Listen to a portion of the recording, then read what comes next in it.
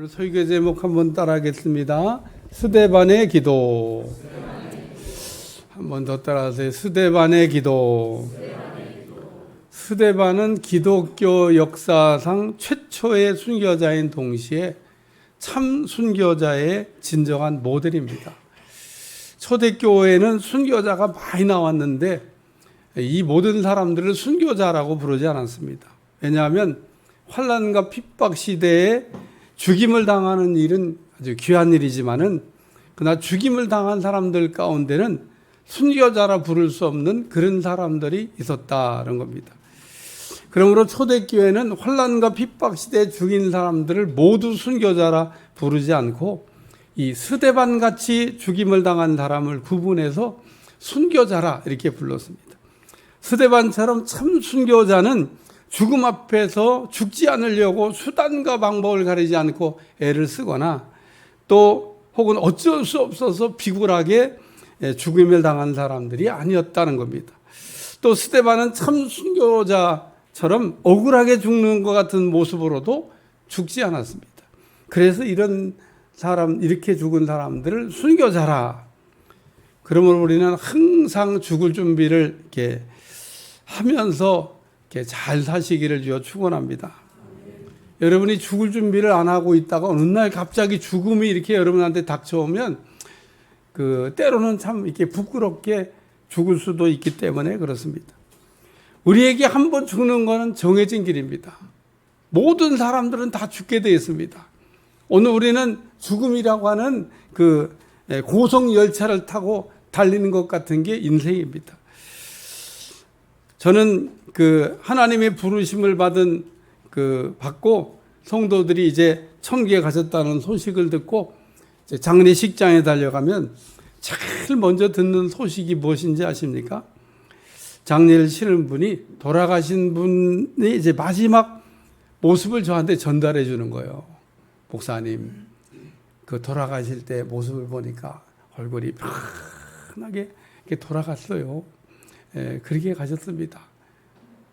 제가 이런 말을 들으면 이게 나머진 사람들에게 가시는 분이 마지막 주는 위로의 선물일 수도 있겠다 이런 생각을 얘기해 봅니다. 스데반은 우리는 죽을 때 그러기 때문에 평안하게 죽으셔야 됩니다. 우린 죽을 때 스데반처럼 얼굴이 천사같이 변하는 여러분들이 되시길 주여 축원합니다. 우리 이 땅에 살다가 죽는 거는 예수님이 계신 천국 가는 겁니다. 근데 왜 우리가 죽음을 두려워합니까? 우리 죽음 앞에서 두려워할 이유가 하등없다 그런 얘기입니다. 스데반은 순교할 때 성령 충만해가지고 눈이 열려서 예수님이 하나님 보좌 우편에 서 계신 거를 이제 봤다고 지금 얘기하고 있습니다. 이처럼 어떤 사람은 죽을 때 스데반처럼 이렇게 눈이 열리는 사람들이 종종 있습니다. 어떤 어머니가 죽음을 앞두고 자녀들이 막 슬피 울고 있는데 자녀들에게 말하기를 천사가 지금 나를 지금 데리러 오고 있다. 그러니 너희가 지금 내가 죽는 것 때문에 슬퍼하지 말라고 그렇게 위로하고 천국에서 다시 만나자. 그런 말씀을 남기고 가셨다는 겁니다. 우리도 죽을 때 이 스데반처럼 눈이 열려가지고 하나님을 바라보면서 천사들의 인도를 받으며 천국에 입성하시기를 축원합니다. 만약에 우리가 이런 걸 놓고 이렇게 잘 여러분이 준비해서 기도를 하신다면 여러분도 죽을 때 하나님도 보고 천사가 막 영접하러 오는 그런 가운데 여러분이 죽음을 맞게 될 거라고 생각합니다. 스데반을 죽인 사람들은 누구며 스데반은 어떻게 순교했습니까? 스데반을 죽인 사람들은 산헤드린 공의의 회원들이었습니다.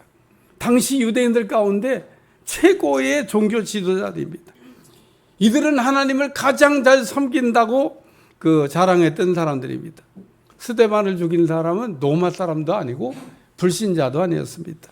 하나님을 나름 잘 믿는다고 자처했던 유대인들이 스데반을 죽였습니다. 스데반은 사도행전 7장에서 한 편의 긴 설교를 이게 하게 되는데 근데 유대인들은 이 스데반이 하는 설교를 듣고 이를 갈았다 그랬습니다. 이 스데반이 하는 설교가 듣기 싫었다 그런 얘기입니다. 그리고 이것이 스데반이 그 죽임을 당한 순교의 이유입니다. 사실 스데반은 유대인들에게 말씀을 제대로 잘 전한 겁니다. 우리가 말씀을 들을 때 찌르는 듯한 말씀을 혹 들어본 일이 있다 그러면 그 설교 제대로 들은 겁니다. 여러분이 말씀을 들을 때 말씀이 막 찔림이 와야 돼요. 목사님이 우리 집안 얘기를 누구한테 들었나? 어떻게 우리 집안 얘기를 들은 것처럼 저렇게 막 저렇게 얘기를 하시지? 그리고 돌아가가지고 이 집사 목사한테 가서 보고했지. 이러면 안 돼요. 에? 저희 한 사람이 저한테 설교 전에 무슨 얘기를 제공하는 일도 없지만 저는 이렇게 혹 무슨 얘기 듣잖아요. 그럼 설교에 내가 모르고 쏘놨어 그걸 다. 그럼 어떡할까요? 다 삭제. 저는 제가 들은 얘기는 설교문에서 삭제해버리지. 설교문에다 그러니까 내가 설교문에 잘 써놨는데 우리 한 사람이 그 얘기를 하네. 그러면 삭제.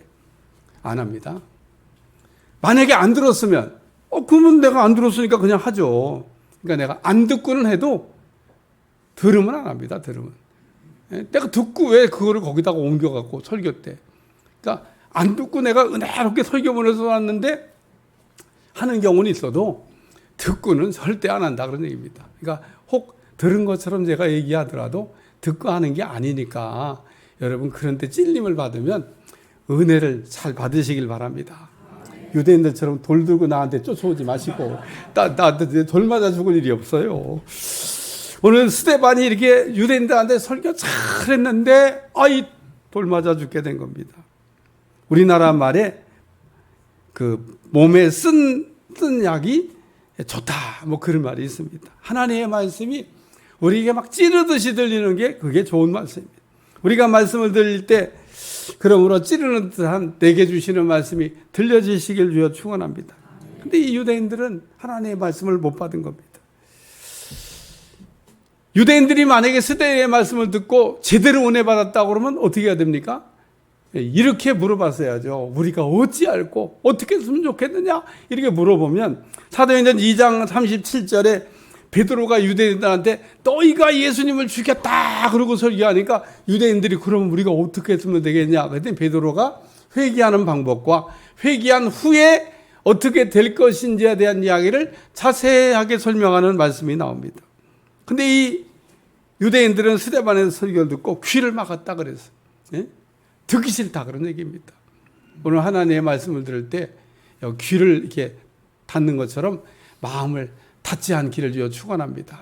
이렇게 말씀을 들을 때는 마음을 열으셔야 돼요. 예? 마음을 활짝 열고 무슨 말씀을 하든지 내가 오늘은 목사님 말씀에 아멘이고 그냥 은혜 받아야 되겠다. 이런 생각을 하면 하나님이 설교 끝나기 전에 꼭 여러분한테 필요한 말씀을 들려주실 줄로 믿습니다. 오늘 이 시간은 우리가 생각할 말씀은 스데반이 돌에 맞아 순교할 때 드렸던 기도입니다. 스데반이 유대인에 던지는 돌에 맞아 순교할 때 어떻게 기도를 했냐는 겁니다. 이 기도한 내용들을 살펴보면서 은혜를 받으려고 해요. 첫 번째는 따라서 성령 충만한 기도. 오늘 스데반은 돌에 맞아 순교할 때 성령 충만하게 기도를 했습니다. 사도행전 7장 55절 56절 스데반이 성령에 충만하여 하늘을 우러러 주목하여 하나님의 영광과 및 예수께서 하나님 우편에 서신 것을 보고 말하되 보라 하늘이 열리고 인자가 하나님 우편에 서신 것을 보노라 한대. 우리가 기도할 때 요 스데반처럼 성령 충만한 가운데 가셔야 됩니다. 이게 제대로 하는 기도요, 온전한 기도요, 하나님을 기쁘시게 하는 기도라 그런 얘기입니다. 물론 우리가 성령 충만하지 않아도 기도는 할 수 있습니다. 그러나 우리가 분명히 알아야 될 것은 성령 충만한 상태에서 기도하는 것과 성령 충만하지 않은 상태에서 기도하는 것은 기도의 수준과 내용이 전혀 다르다는 겁니다. 사도행전 6장의 초대교회는 그 7집사를 뽑았는데 7집사를 뽑는 기준이 4가지가 있었습니다. 첫째, 성령에 충만한 사람.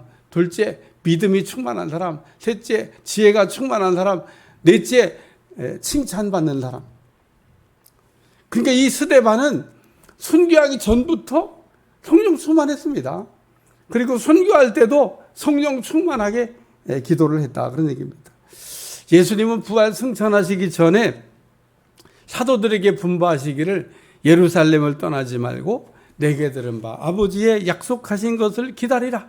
요한은 물로 세례를 베풀었거니와 너희는 몇 날이 못되어 성령으로 세례를 받으리라.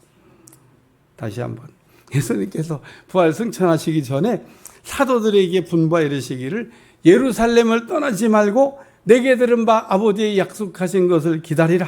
요한은 물로 세례를 베풀었거니와 너희는 몇 날이 못되어 성령으로 세례를 받으리라.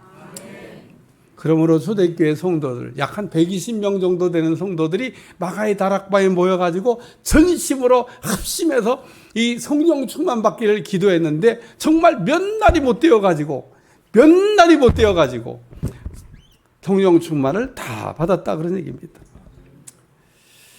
이렇게 초대교회는 예수님이 말씀하신 대로 성령 충만을 받고 성령 충만의 기초 위에서 신앙생활을 했습니다. 따라서 우리도 이 초대교회 성도들처럼 성령 충만 받기를 기도하고 성령 충만한 가운데 신앙생활을 하셔야 될 줄로 믿습니다. 예수님께서 우리에게 받으라고 말씀하신 이 성령 충만은 구약의 요엘이라고 하는 선지자를 통해서 말세에 성령의 충만을 부어주실 것을 예언하셨는데 우리는 지금 그 예언이 성취가 일어나고 있는 시대를 살고 있다는 겁니다. 사도행전 2장 17절 말씀, 하나님의 말씀이 말세에 내가 내 영을 모든 육체에 부어주리니 너희 자녀들은 예언할 것이요 너희 젊은이들은 환상을 보고 너희 늙은이들은 꿈을 꾸리라. 우리가 성령 충만하게 되면 따라서 입이 열리고 눈이 열리고 생각이 변한다. 그래서 여러분 성령 충만 받으셔야 돼요. 여러분 성령 충만에 오면 따라서 입이 열리고 눈이 열리고 생각이 변한다. 그러므로 우리는 믿을 때 반드시 성령 충만을 받으셔야 되는 겁니다. 성령 충만 받는 게 무슨 선택사항이 아닙니다. 내가 받고 싶으면 받고 받기 싫으면 안 받는 그런 선택이 아니다 그런 얘기입니다. 오늘 우리가 믿을 때 믿는 사람들은 너나 할 거 없이 성령 충만을 받으셔야 된다는 거예요.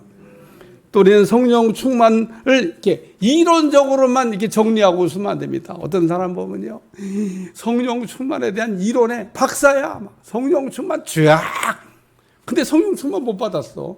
여러분 성령 충만 안 받아도 성령 충만 이론적으로 얼마든지 얘기할 수 있지만 성령 충만을 받고 난 다음에 얘기를 하세요.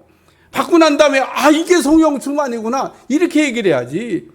성령 충만 안 받은 사람이 아무리 성령 충만 이론을 얘기해봐야 근데 이게 아무 유익이 없어요. 그러니까 성령 충만을 이렇게 받고 성령 충만을 이렇게 말할 수 있는 사람 되시기를 주여 축원합니다. 우리가 그러면 어떻게 성령 충만을 받을 수 있냐? 첫째, 가만히 있어도 주신다. 좋겠죠? 둘째, 구해야 주신다. 셋째, 특별한 사람에게 주신다. 넷째, 헌신을 많이 해야 주신다. 뭐야? 2번, 구해야 주신다. 너무 쉬워. 사지선다에 그냥 찍으면 되잖아요. 넷 중에 하나까지. 여기서도 틀리면 안 돼. 다시 한번. 첫째, 가만히 있어도 주신다. 둘째, 구해야 주신다. 셋째, 특별한 사람에게 주신다. 넷째, 헌신 많이 해 주신다.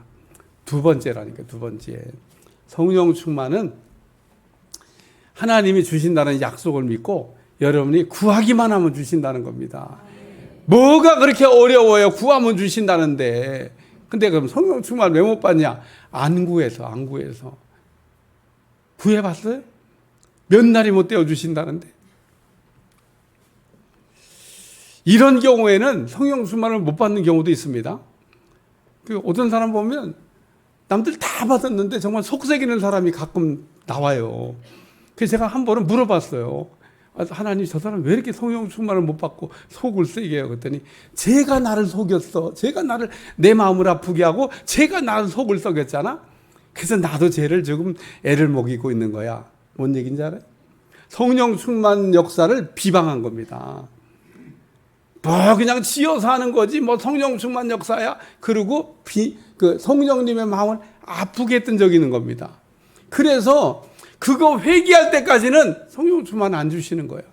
그래서 혹 여러분이 믿음 생활하다가 성령의 역사를 몰라가지고 무식해서 이렇게 비방한 일이 있으면 회개하셔야 돼요.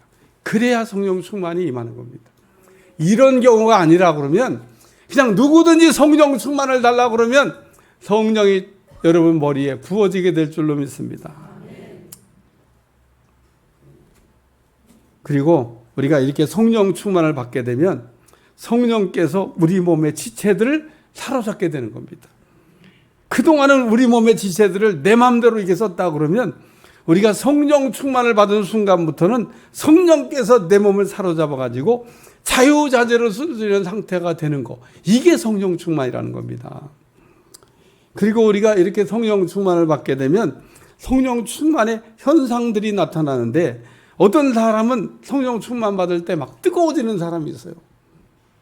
그래갖고 막 목사님 막 타서 죽을 것 같아요. 그런데 그럼 뭐 왜 타서 죽겠다고 그러는지.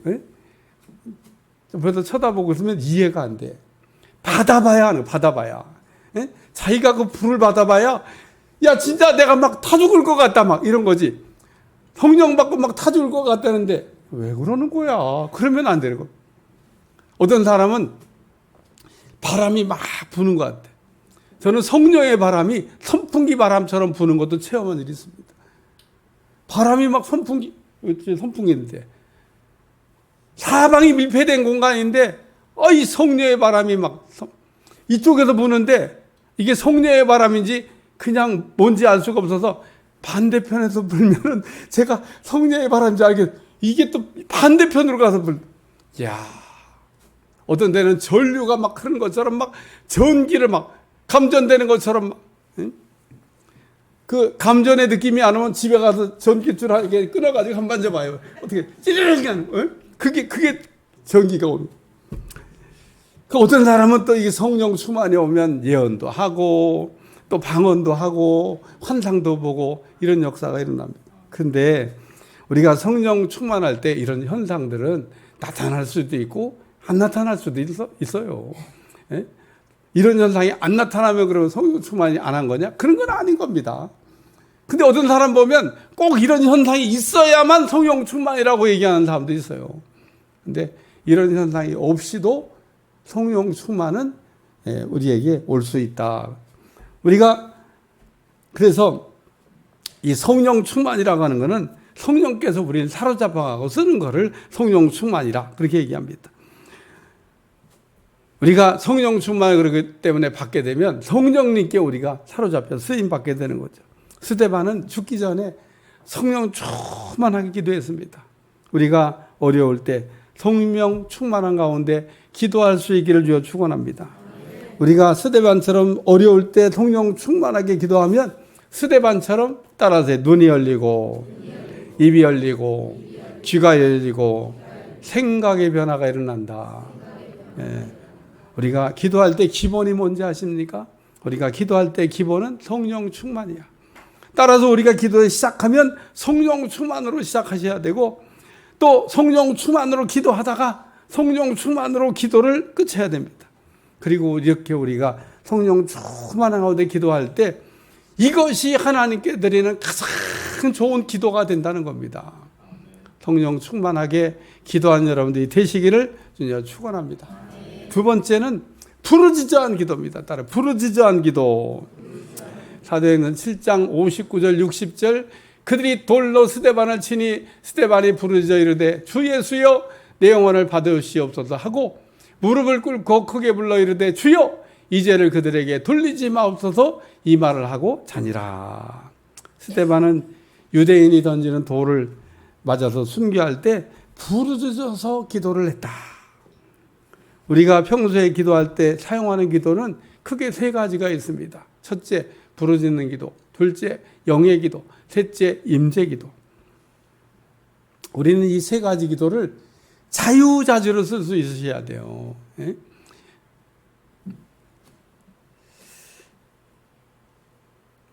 우리는 기도하면서 또 하나님이 내 기도를 받고 계신가? 이런 걸 또 생각해 보셔야 됩니다.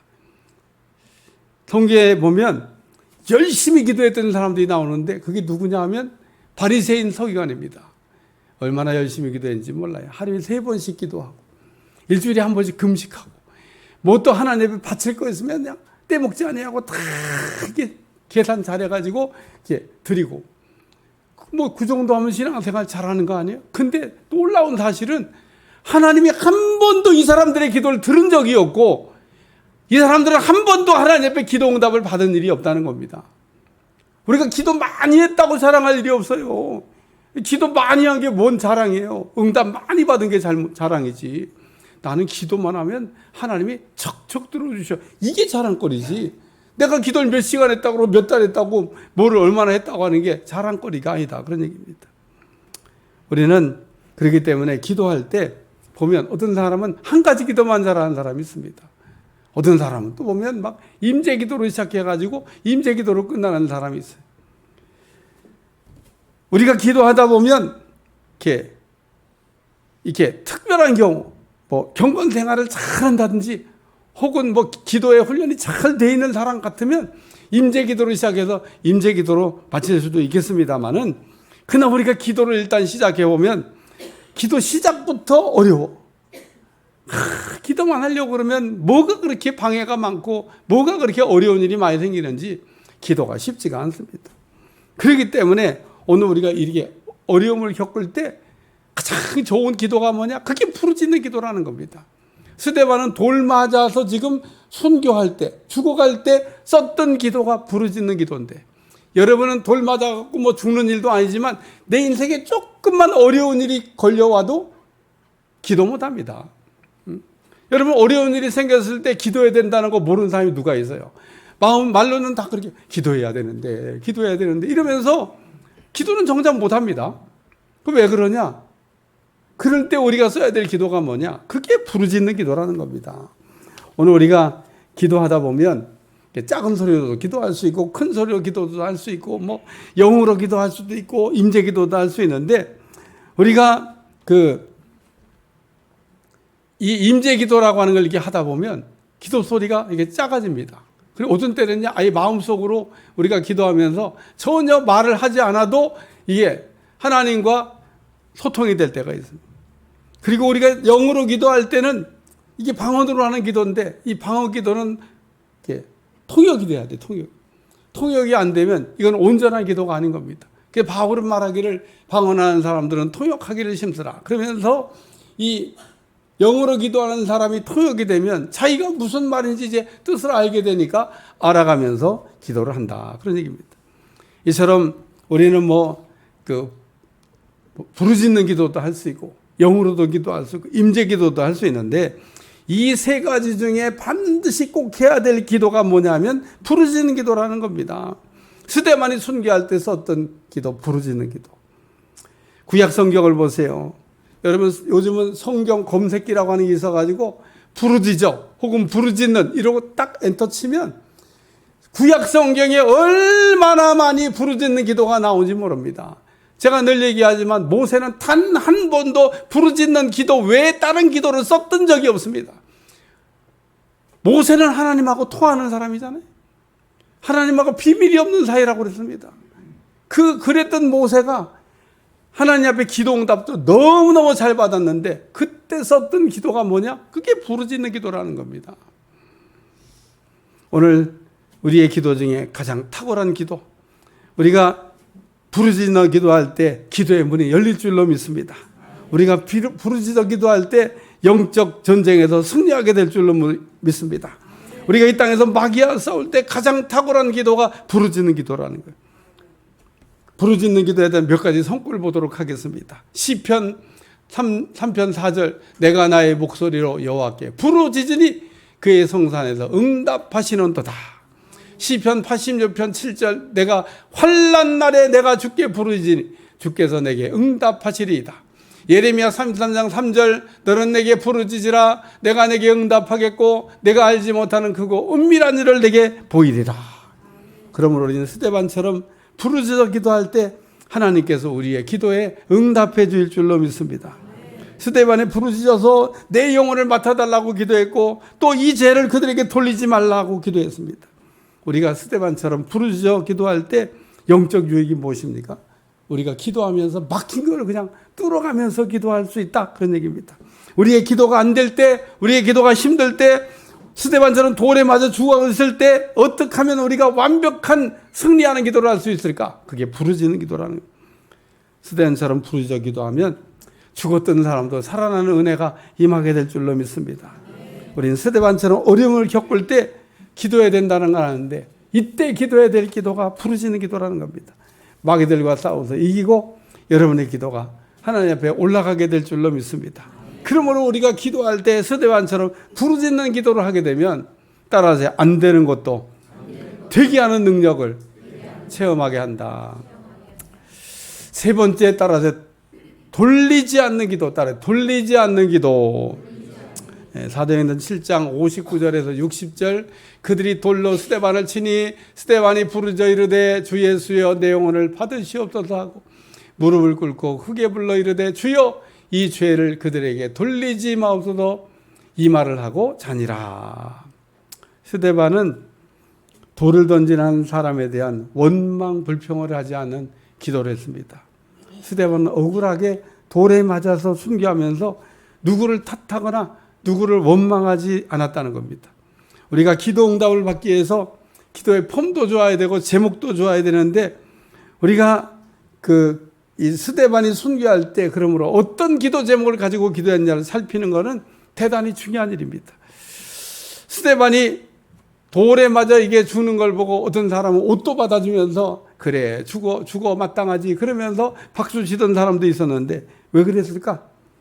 스데반이 죽는 것을 당연하다고 생각했기 때문에 그렇습니다. 그러나 오늘 이 스데반은 죽기 전에 두 가지 기도 제목을 가지고 기도했는데, 그 하나는 하나님 내 영혼을 맡아달라고 하는 기도고, 또 하나는 이 죄를 그들에게 돌리지 말아달라고 기도한 겁니다. 근데 스데반이 이 기도 가운데 이 죄를 그들에게 돌리지 말아달라고 기도했는데, 그러면 누구에게 돌리라는 거예요? 스데반은 분명히 이 죄를 돌 던지는 사람들한테 돌리지 말아달라고 기도했는데, 그러면 누구에게 돌리라는 겁니까? 제가 사지선당 낼 테니까 또 풀어봐요. 첫째, 예수님. 둘째, 마귀. 셋째, 스데반. 넷째, 구경하는 사람들. 다시. 좀 어려운가? 1번, 예수님. 둘째, 마귀. 셋째, 스데반. 넷째, 구경하는 사람들. 3번인 겁니다. 3번.